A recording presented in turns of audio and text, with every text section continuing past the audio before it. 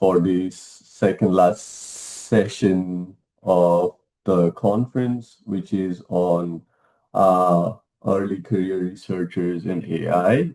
So basically, when we were organizing the conference, uh, Rebecca, I, and George had a discussion, and we decided that it would be really good to have interactive panel discussion with a few early career researcher colleagues and have them come and share their experiences of how they are using or leveraging artificial intelligence in their work. And uh, it is necessary because some of the because we are dealing with key challenges such as data privacy, ethical concerns, necessity for interdisciplinary collaborations, and so on. So we felt that having a wide mix of panel members would provide a diverse range of conversation and could share their experiences. So um, I'm really delighted to share that we have a very interesting and talented group of people to share their experiences today. Um, but before introducing them, I'd just like to do a quick introduction about myself. I am Abhinava Barthakur, and I'm a research fellow at the University of South Australia. And I'm joined by Dr. Rebecca Marrone, who is also a lecturer at UniSA. And we both are going to be sharing the session for today.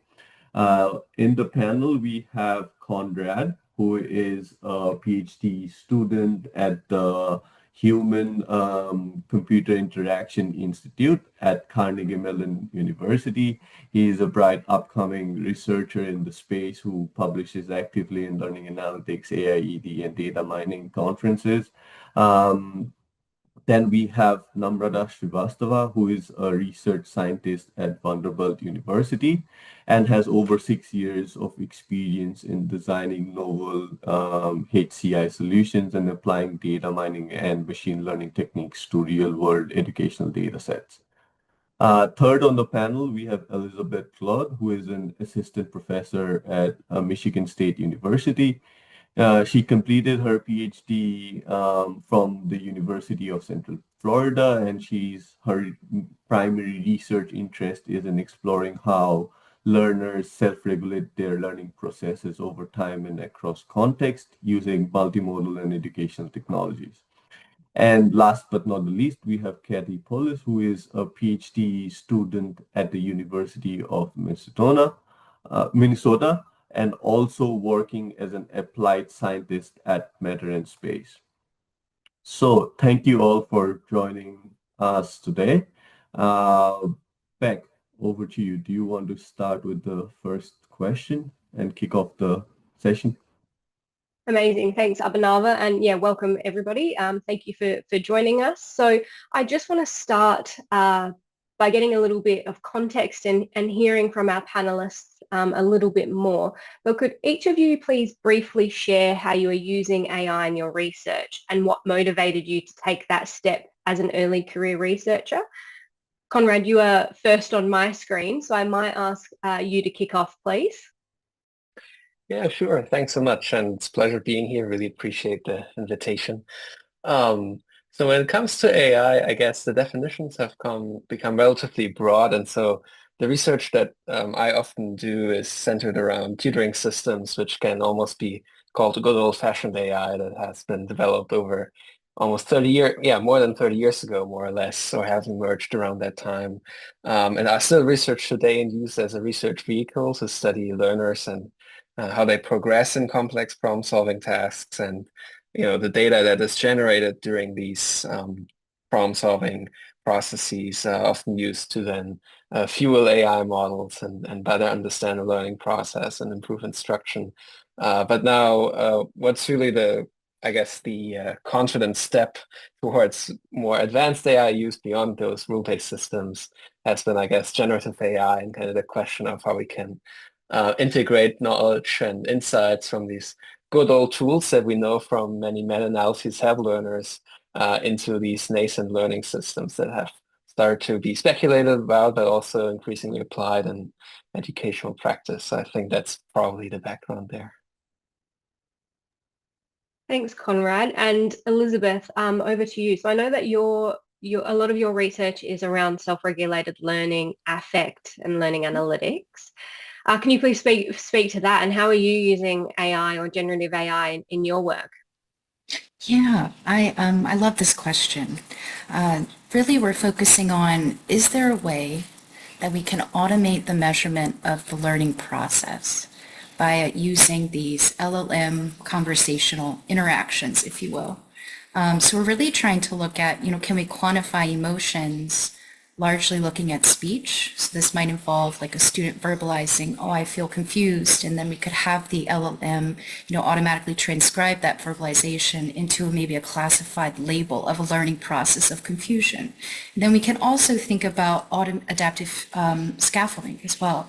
So if we can capture these learning processes in the moment, via speech, or maybe from other data channels like a body movement or an eye gaze could indicate attention allocation, for example, etc., then that information could also be used as input into an LLM to perhaps scaffold the learner in a subsequent action. So for example, if a student's confused, could that LLM classify that and then perhaps provide a feedback message that would help scaffold that affective state? So really trying to capture the process of learning in an automated way that can help us really synthesize what is the learner's state, and then how can we promote personalized learning in a way that can capture like the full breadth of the process, instead of these interval-based measures that I think more traditionally we've had to rely on without these fancy LLMs. So yeah. Thank you. Very interesting. I'm always fascinated to hear about some of those areas, such as affect, and how we can be using, AI or data science to help us kind of unpack a little bit. Namrata, I know you do a little in eye tracking, actually, but same question. Don't have to talk about it from the perspective of eye tracking or data science. But yeah, same question. How are you using AI in your research, and what motivated you to take that step? Sure, Rebecca, I'm happy to answer that question. So, hi everyone, glad to be here. So, I have been I have been a researcher at multiple labs. So, right now at Vanderbilt University, we are mostly working with K-12 teachers and classrooms. So, what motivated us was because we're actually going in the classroom and doing some research. So, we interact with teachers and students. And we found that the student, for example, when they are doing this computational problem solving activities, they are doing using block-based programming, but they were struggling to understand these concepts. So the concepts were not clear to them, and they were struggling to actually understand the scientific phenomena on which these environments were built. So what we are trying to build is we are building two different type of system. One is student centered. For example, the conversational agent, they are like a peer and a collaborative peer to them who has full understanding of what students have done in the learning environment, and then they can give some suggestions to them, but also to the teachers, so that it can unpack the thinking of like how students are progressing in their classroom. So we are building teacher-facing dashboards as well. So we are trying to, our research is mostly motivated by the challenges teachers and students are facing in real time, as well as researchers. Like now there are so many modes of data which we can collect. So we have also built like a timeline tool which can help us to visualize all the multimodal data in real time. So I think that's what we are doing at the moment. Thanks, Namrata. And Cati, so you have quite an interesting role, because you're studying with a fantastic team at the University of Minnesota, but then also have that work experience role, if you like, at Matter and Space. And so you're getting two very different kind of approaches, one of the study and the research, and then one of the building and applied. But same question as the others. Where are you using AI, and what has motivated you to come into this space? Yeah, thank you for the question, and hi everyone. I'm glad to be here. So I think my background really came from, I'm really interested in thought, and so I kind of study phenomenology a lot. And so from there, I was studying spontaneous thought and just really interested in mental health and, the importance of that, especially in an education system. And so in my work, I previously used like machine learning models and stuff, but right now I'm mostly focused on kind of this intersection of like AI and learning design. And so using LLMs to kind of have like this adaptive feedback and see if, that's something that we can kind of build into these LLMs. But also I'm just really interested in how we can gauge like how learners are learning in these different processes, especially with LLMs, looking at, kind of similar to Elizabeth's work with like affect and different measures like that. So kind of bringing in those phenomenological dimensions as well.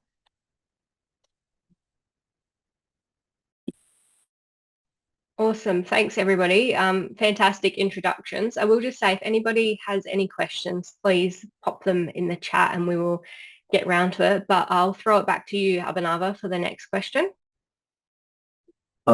Before, it's very interesting to hear that every one of you is working in such different areas of research and yet somehow using AI, like Conrad is using for tutoring systems, Liz is using for effect and self-regulation, and Namrata, you're going and working in schools, and then Cati, you are using for that mental health aspects and education. So it's quite fascinating how people, and I know, for instance, Beck, you are using for some of this 21st century skills like creativity and well-being and stuff, and how you at the center are using AI in your research. So my next question is, like, what unique opportunities do you think AI offers to researchers who are at the early career stage of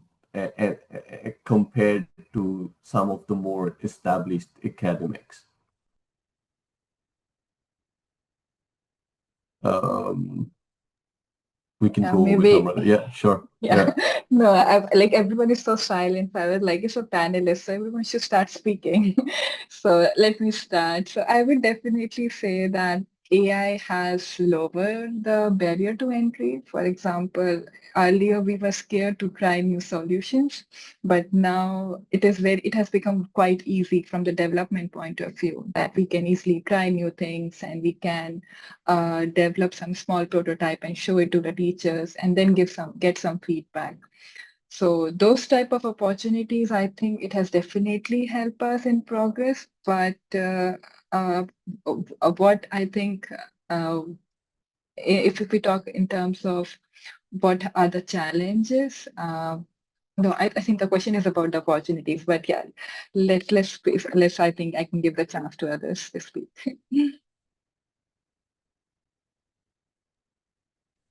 I would say, given the breadth of what the panelists research is about, it kind of goes to show that AI and I guess emerging Gen AI is kind of being applied and being relevant to so many different areas of research. And I think there's an opportunity to do a lot of novel cross collaboration between fields and learn from researchers, gain new collaborators, which I believe is all relevant as an early career researcher as you're building out your research agenda and your research identity. And so, yeah, also beyond prototyping, which I agree with Namrata is really interesting as a venue. There's many other skills that you could tap into now as an early career researcher, and also, yeah, collaborate on with others. And I think understanding the challenges which Namrata was foreshadowing a little bit can also be better understood, I think, through multidisciplinary teams that go beyond just technical expertise, also to classroom experiences and how these tools are used in the wild. So I think it's an exciting time, and it's certainly one where, yeah, we have to be also careful with how we allocate our resources to the use of AI and remain true to our research goals. But that's maybe a topic for another round of discussion. Yeah, I guess kind of just going off of that, I think especially the interdisciplinary work, I think it's like a really important area, but also I think like with mental health, I'm able to kind of speak with therapists and psychologists and, what they think are the most important things and things that we should be looking for, especially in the context of, dialogues with LLMs. So I think that just that opportunity to be able to do that interdisciplinary work, but also just the like vast amounts of data that, can be used within these systems. So, yeah. I loved all those responses. One thing I wanted to touch on with collaboration as well is that these LLM interfaces are quite intuitive, so it can create that common language between collaborators who are maybe teaching in classrooms and haven't touched code in their entire life. So, right, it creates that common language, and also it creates a shared problem space, right? Because teachers are more interested in using these LLMs in a classroom. Researchers, we've been interested in using AI in education for decades, but now we have like this tool where we can ground our problem space into this common application, right? So I think that also creates more shared collaboration possibilities. And speaking on early career researchers compared to more established researchers, I also think AI provides unique opportunities for increasing your methodological toolbox. So just speaking as a very early assistant professor, already I've seen PhD students who haven't been a CS person throughout all of their training, and they can pick up a script and run a complex, data scraping algorithm from Python in a matter of an hour, 30 minutes. So really does augment the skills of your team, I believe, with careful supervision and evaluation of the results. And another thing I wanted to mention was that early career researchers, I think, have more opportunity to take risks compared to more established professors because they've got a lot of administrative load than assistant professors have. So we might have more time to really dive into LLMs and building out a prototype compared to a more established person. That could really augment our visibility and research productivity and network. So, yeah. These are great responses, and I wish Namrata went into talking about the challenges because this next question is kind of a challenge. And this is something Beck was discussing with us internally at the lab that now with like generative AI coming into the scene, like there is an pressure on early career researchers to publish from, let's say, 5 papers to 8 papers, because now you can kind of offload some of your writing to AI, not necessarily the entire manuscript, but some sort for me, I'm not a native English speaker. Sometimes I get stuck with framing certain ideas and thoughts, and like LLM in that sense has been extremely helpful in framing or connecting two sentences together, like the basic example. And we are in like the early stage of our careers, and hitting those metrics really matters to us. Um, so I just wanted to hear the thoughts of the panel members. Like, have you experienced that pressure that you need to publish more? Because now even like at the conferences, like we are hitting record number of submissions. There is all kind of predatory journals sending us papers to review. My question is, do you guys also feel that pressure, not just to publish, but to like put your work out more to the public, to the community?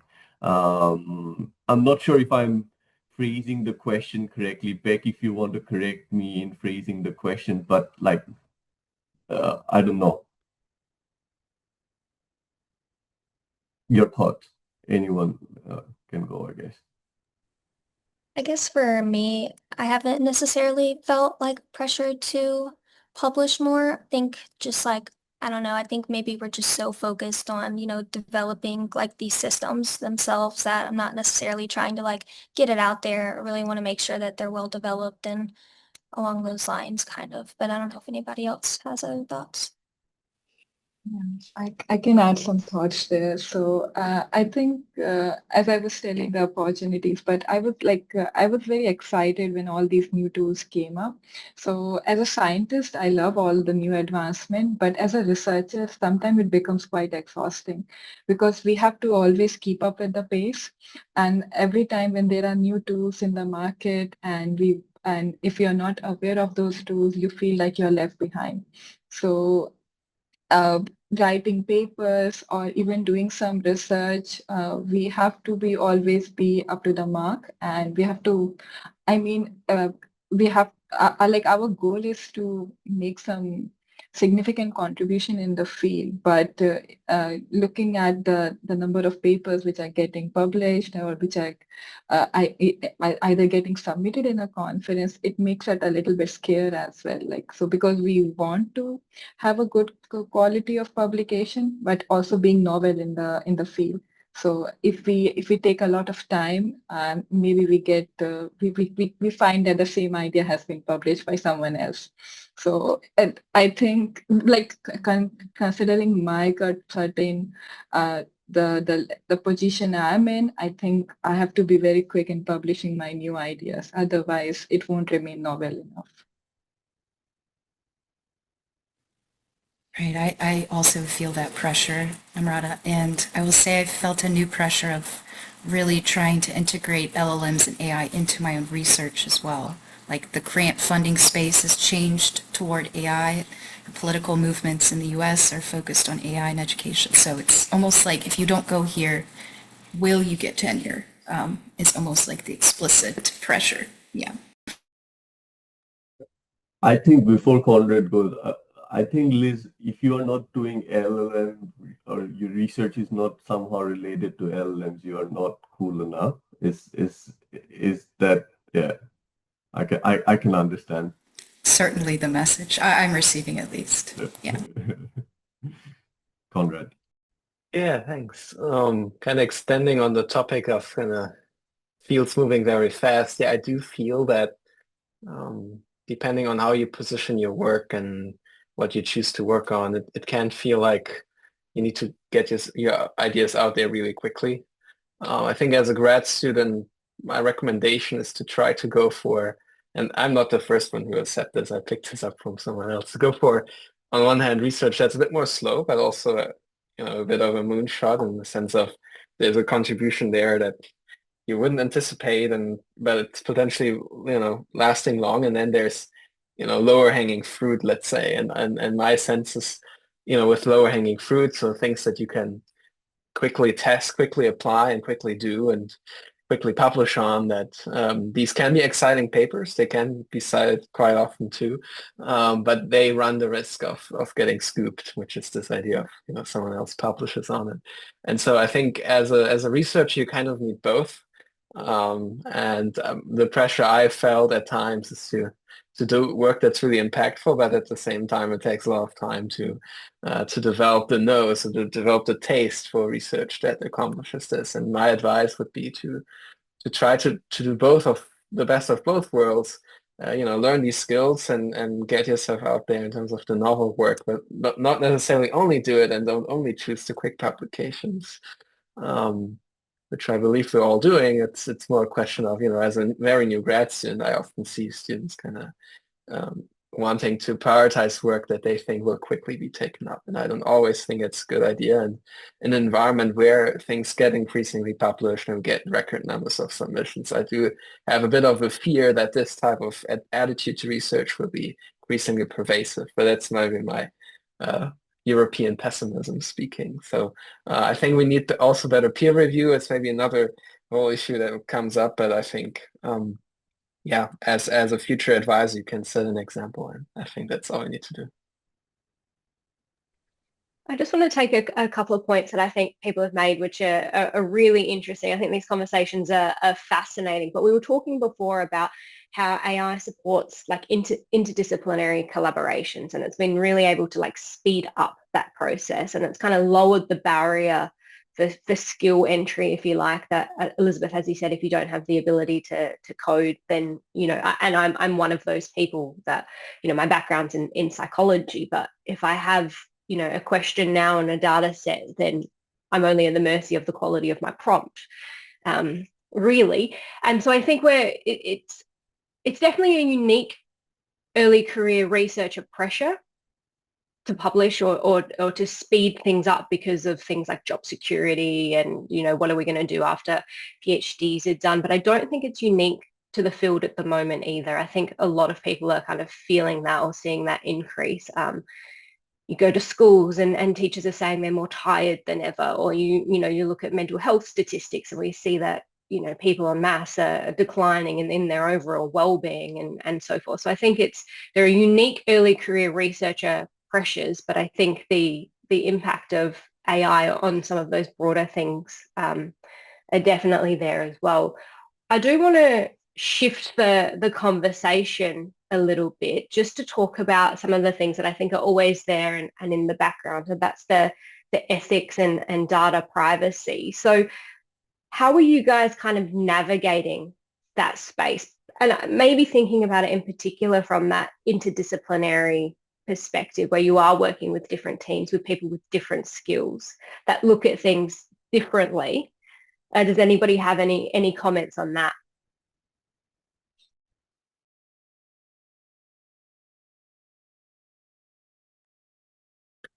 Yes, if you don't mind, I can take that one first, I guess.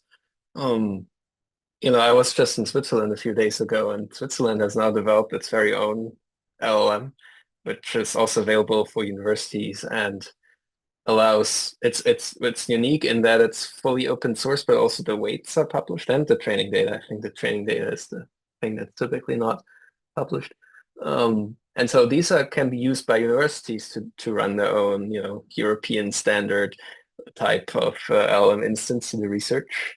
Now, there are two arguments I think that could challenge the notion that these types of LLMs are the most privacy preserving. One is they don't have as extensive red teaming and safety audits that very large companies can afford.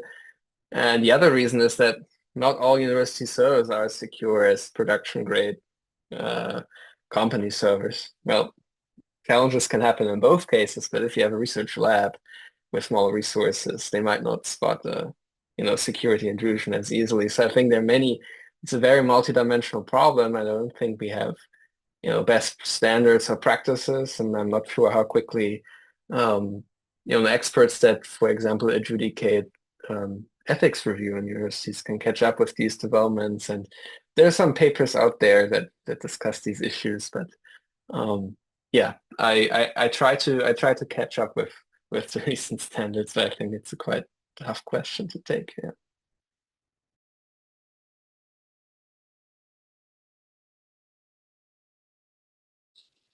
This is a question we've been wrangling with for a very long time, given that we use a lot of sensitive data that involve videos of highly identified, you can easily identify a student or a teacher. And we've been exploring a data set where it's a video recording of a classroom lecture. And so we have 15 student faces for about 2 hours, and we have a teacher, and we're really struggling with how can we make these data usable such that we can explore whether an LLM can automatically quantify engagement or teaching effectiveness. And we've thought about possibly using synthesizing new data from the original data set, such that can we create data representations that are so similar to the initial data, but they don't maintain the sensitive nature of the data. Could that be a viable solution? It's still very much in the works, and it's only possible with a collaborator in CS, really, because you can't pick up so many skills from an LLM, like very basic coding, but actually getting to the depths of like high quality data synthetic generation and evaluating the quality of that as it relates to, a predictive model requires high CS expertise. So I think, in order to address this data ethical concern, we really need to come together as a multidisciplinary team and discuss the other issues, because even though we might have concerns with data, an instructor may have additional concerns, or a student or parent, and that's something we're not capturing right now in this space, I think, very well.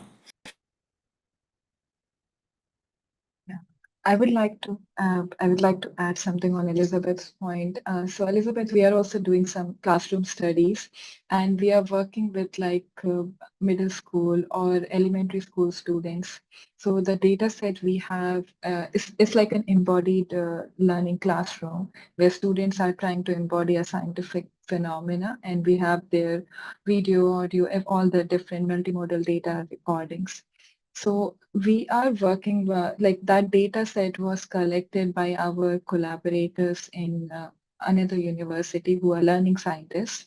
And what happened was as a computer scientist, we were able to detect some affect or emotions of those students. And it was very hard for us to convince those learning scientists that, okay, the emotion recognition actually works because they were, from their point of view, they were mostly focusing on interaction analysis, and they were just looking at 30 seconds of video and trying to understand what is going on in that video. But as a computer scientist, we came up with a pipeline that you can automate this whole process, and you can easily use some vision models to identify certain behaviors or processes. So, but it was like a back and forth interaction with them. But finally, like after rounds of interaction, they were able to understand the importance of AI models. Like, yes, AI can definitely speed up the process, but they were also cautious in us uh, getting to the final, the final conclusion. So they do not want to make uh, s- uh, any kind of decision or something about the student that, okay, this is the student is struggling at the moment or the student is facing any challenge. They said that all the data should be shown back to the teachers and the teacher should be the one making that decision. So coming back to the question about how we should be navigating these different issues, I think in our field, we always have like a human in the loop. So we do not want to have some automated process that you record all different form of data and you just provide it to LLM or an AI model and it gives you a suggestion. It should always be guided by some pedagogical theories or some grounding, and there should always be a human in the loop who should be able to interpret the data and let you know that what you're doing is right or wrong. So I would definitely suggest that when we are working with these sensitive data or data which learning sciences people, they have much more better understanding of it. It is better to collaborate with them and to get their insights as well. So we can help them automate the process, but I think they are better ones. They are people who have better understanding of their learning processes. So just wanted to share that point. Yeah, and I guess when it comes for ethics and kind of stuff of that nature for my work, a lot of my work very interesting when it comes to like my graduate student work. Pretty much all of my research has been having students actually provide like thoughts that they've had before. So it can be, very personal and like I've done some experiments on like unexpected thoughts, different types of thoughts, and I just have people basically recall them in my experiments. And so some of like the safeguards that we would already have in place is just, don't give any personal information and things of that nature. But as we're kind of moving towards more AI models and use of LLMs and stuff, I think, having, safety agents and other safeguards in place that are kind of able to catch those things. But also to Namrata's point, like it's really like important to have a human in the loop. And so we always have, somebody that's going to go in, double check everything. But yeah.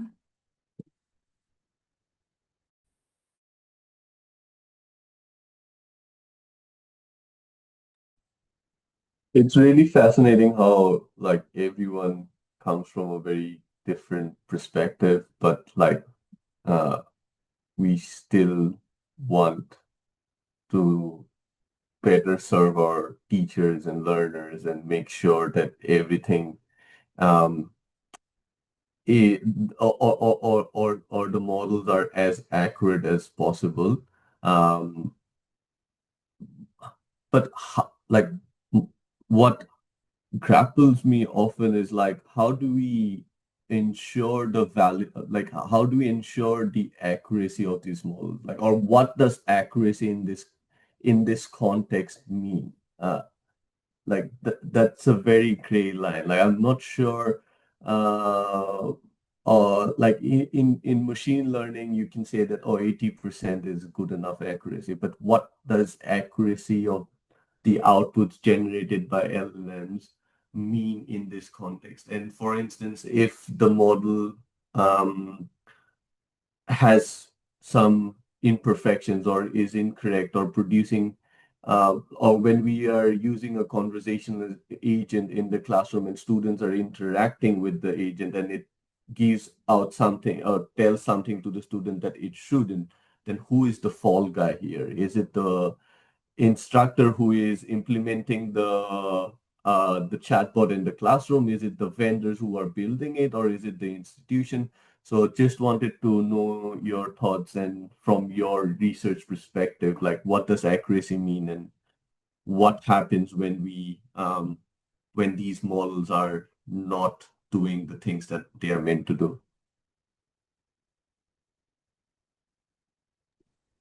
I mean, I think just the first thing that comes to mind for me is like if learners are like, for example, doing like a questionnaire or something, or it's something that we're rating, then having, human raters and also getting that inter-rater reliability. And then when it comes to like models and stuff, I mean, or like theoretical backgrounds, just making sure that we're using the correct, theoretical backgrounds. We're reading like the most recent literature on these topics to make sure that we kind of understand how concepts are defined and measured.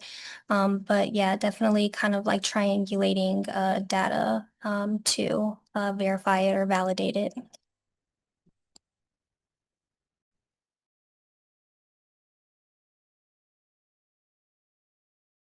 Anyone else wants to? Okay, Conrad, let's go.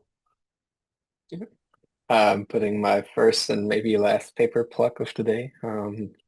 So this is just a conceptual paper we'll present at AmyCon actually in Pittsburgh in about 2 weeks. And yeah, trouble can be that we sometimes only define constructs, based on a theoretical basis. We code them, we predict them, and we find the classifier to be, accurate with regards to that criterion. But then are those constructs really meaningful for teachers or also, impactful for learners is maybe another question. So going also towards validity in terms of improved learning outcomes is important. Teacher, co-design that I think was surfaced in some prior responses is one way of involving teachers more and having, serving them analytics, for instance, that are more helpful for their practice.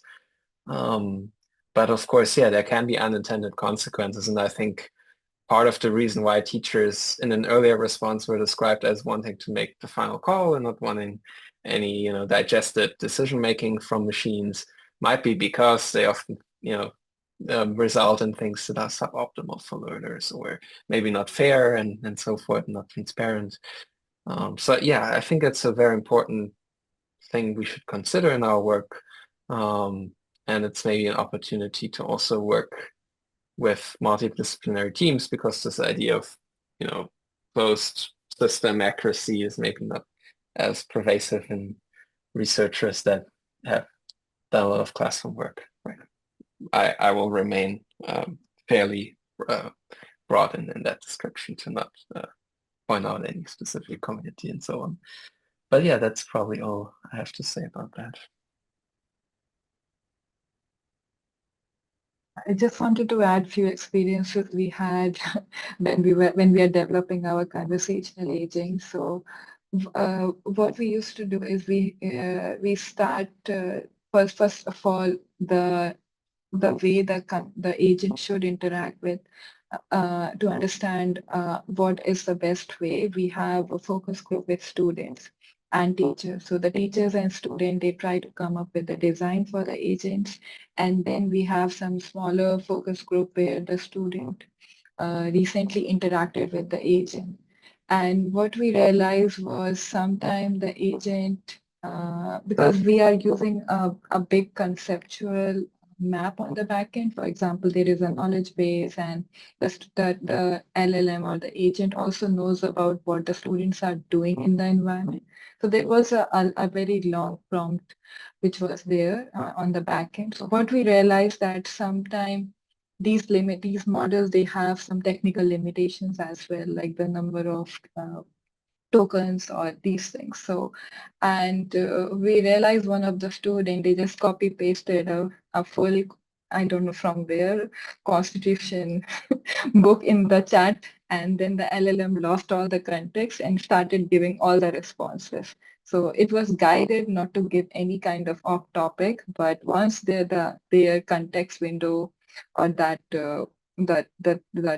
like from the technical point of view, the student kind of overwritten, wrote the our prompt. So, and then the chatbot started giving them all the um, like the responses and behaved like a normal ChatGPT. So those type of concerns happen in real life scenarios. So that's why we are now developing like red teaming approaches for education as well for our own chatbots, so that we can be sure that anything uh, just to make sure that the chatbot, when it is deployed in real classroom, then it should not be, it should be able to react responsibly, and it should be able to give good guidance to the students. So it is our responsibility as a researcher as well to make sure that testing is appropriate and it has been tested before it is being deployed in a real classroom. So mostly we do first the focus studies or a smaller lab study before deploying in the main classroom.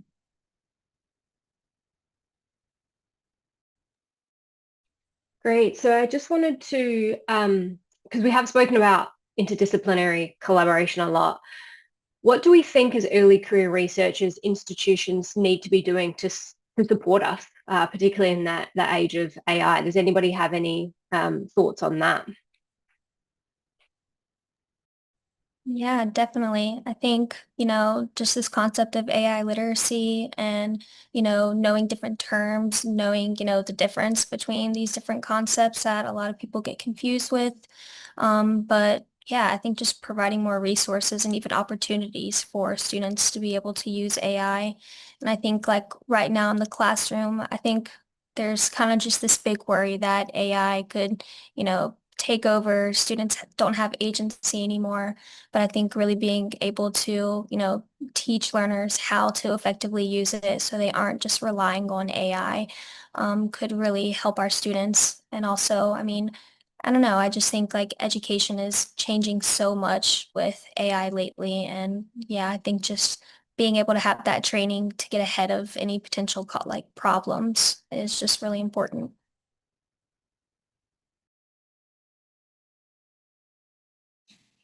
That makes me think about the need for clear policy on AI and like how AI should be used not only in teaching but also in research and interdisciplinary international research, which I think muddies the waters quite a bit.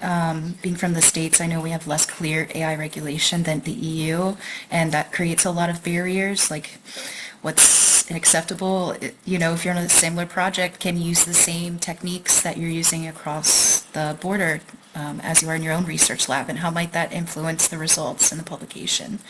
I was also thinking about seed grants. I mean, early career researchers, we really need small funds to start up and test prototypes very quickly. So having, seed funds from an institution that values and supports, cross-disciplinary collaborations, and providing some kind of seed fund, I think would really augment early career researchers in that space. And also a shared computational infrastructure because, we all need very powerful servers to do this work, and it's really hard without that and without the funds to pay for that. So I think institutions could really be supportive in this area.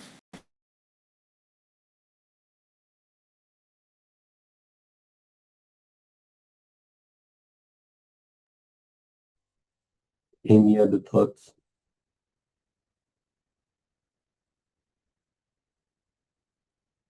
Yeah. Just very briefly, maybe on the classroom practice side, I would think, yeah, we need to think about and probably design also with teachers good solutions and implementations of generative AI. It's maybe a tool that won't go away from daily life and jobs. And so, yeah, similar to smartphones, which have also, stuck around since their inception, and are now increasingly banned in schools with somewhat positive results in some cases. Yeah, we probably need to think about good usage of these tools for learning, and something we could have a whole other panel on, I'd say.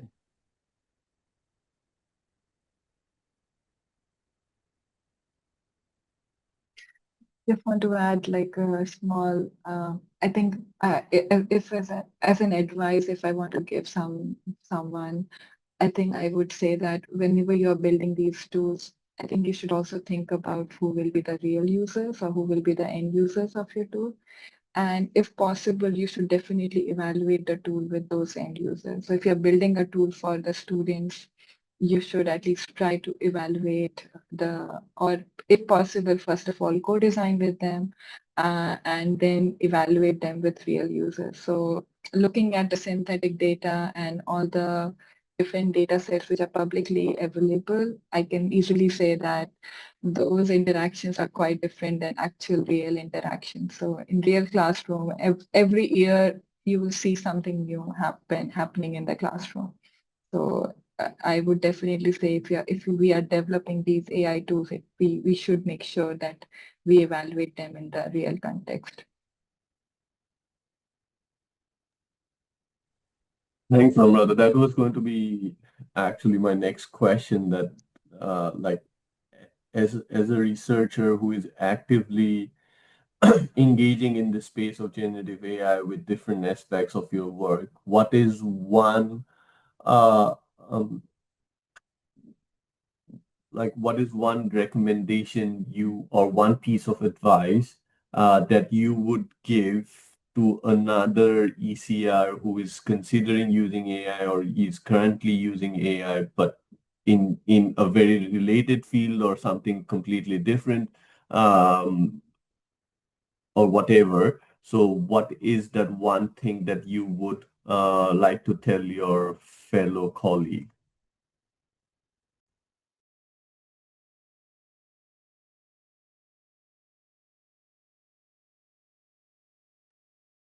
Yeah, one thing that I've often advocated for is trying to build domain expertise into applications of AI. So I'm not trying to reinvent existing applications. One example might be feedback. John Stamper and colleagues had a good paper at AI 24 on kind of drawing insights and lessons from the learning science research to provide feedback with LLMs. So it's a novel application with LLMs, but it's trying to kind of constrain itself in ways that are productive, in this case for learning, and similar in other domains, medical, imaging, diagnosis, whatever have you, where AI is increasingly used in practice. I think it's important to keep human expertise in the design, and that's maybe another instantiation in Namrata's example where you actually co-design with users that know things about the use context that you don't as a researcher, and that's probably the one lesson I'd strongly advocate for. And related to that, I think in one of the panel that I was chairing yesterday on computed or adaptive curriculum, the panel members said the fundamentals should remain the same, like in the sense that prior to generative AI, curriculum was first developed through the constructive alignment by designing learning outcomes. Then, based on the learning outcomes, you design the learning activities and the assessments. And that fundamentals shouldn't change when we are now using LLMs to create the curriculum. Like, we should still start with the learning outcomes, and then based on the learning outcomes, the LLM should generate the learning activities and assessments. So I think that that comment about feedback that you made, Conrad, like the fundamentals or the importance of theory should always be given preference over the technical capabilities of these new tools. So I think that's a great point. Liz or Cati, do you want to share anything regarding this? I want to bounce off of what Conrad said too. I think the theory should guide the work, and that the theory, by guiding your work with the theory, this makes it more responsible use of AI in research. So that is a responsibility that we have. And since AI is still a black box, without having that transparency, it's going to be really difficult to evaluate its output and thinking about, your own literacy.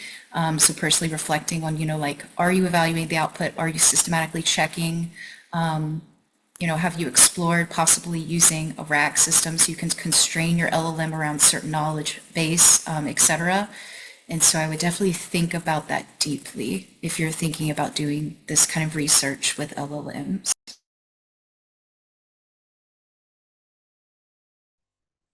Can't really think of anything right now, but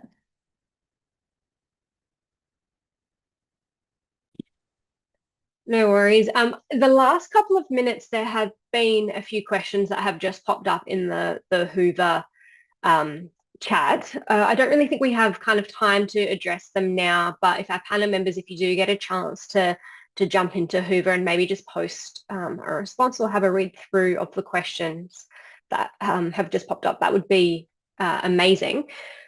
One final question for everybody. So we're early career researchers today, but in 5 to 10 years, you'll be established academics or maybe, in a different field. But what role do you think AI will play in shaping research careers and academic practices 5 to 10 years down the track? It might be looking in a crystal ball and thinking about it. We really have no idea, but if we had to have a best guess or what you guys think, where do you think we would be sitting in 5 to 10 years?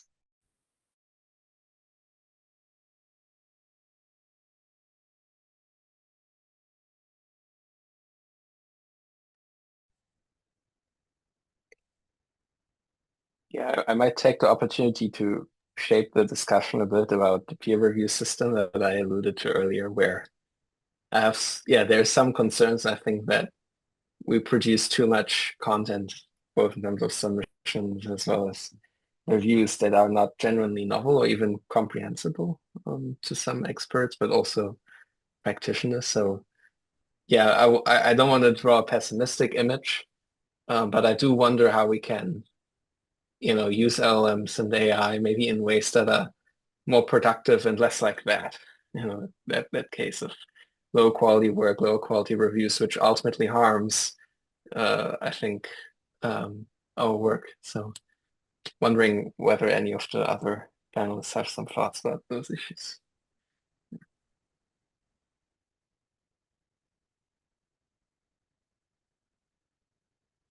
I think it's a difficult question thinking about like 5-10 years ahead, but I would definitely say that maybe right now people are using AI just like as a tool, but in the future it will become more like their co-researcher, like someone they can actively, like it would be more from the point that it's not just a tool which will just give them a response, but it will definitely help them. It would be more like a peer researcher with them.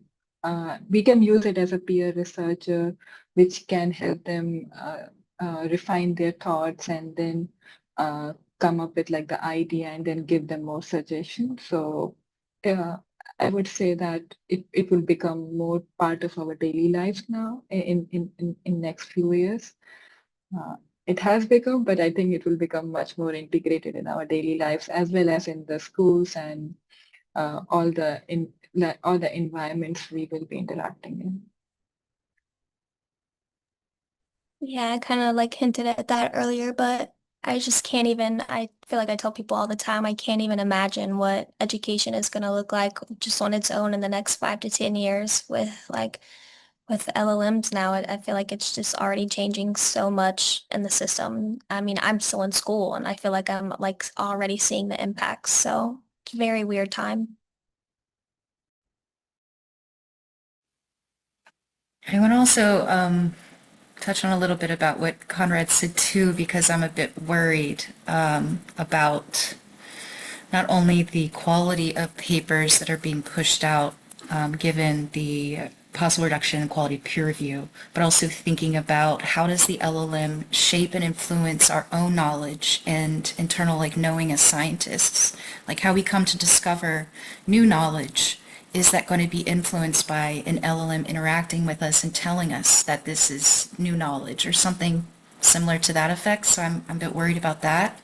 I also think there's going to be an over-reliance on this technology, and that could contribute to a cognitive decline, especially as, we're growing and training as experts. If we're relying on this technology to do writing or thinking for us, we're not using that muscle, and that could ultimately really harm science, I think. On the flip side of that, the positive I could see is that the learning sciences space has a strong lack of educational technology and theory. And I see that this push for LLMs could possibly bridge that gap such that theory can now integrate how could interactive educational technology influence or shape learning processes instead of it being largely absent from our learning theories. So I hope to see that change in the future.